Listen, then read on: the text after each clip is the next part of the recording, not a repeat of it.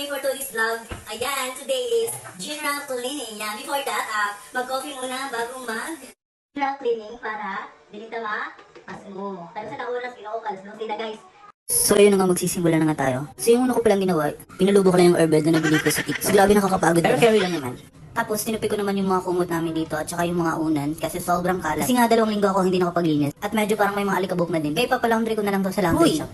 Grabe nakakapagod, pero ito talaga yung ginagawa ko pag nag-general cleaning ako dito sa bahay. So syempre alam niyo naman 2 weeks ako hindi naglinis, so ang dami talaga naming basura. So ayan, makikita niyo na sobrang dami talaga naming basura guys. Kasi nga dito sa amin, every week kinukuha yung mga basura namin dito. Kaya kung makikita niyo ang dami naming mga basura dito. So next ko naman ginawa is nilinis ko yung lalagyan ng sapatos namin. Kasi nga kahit saan na lang nakalagay. So inorganize ko na lang yung mga sapatos para maganda din tignan.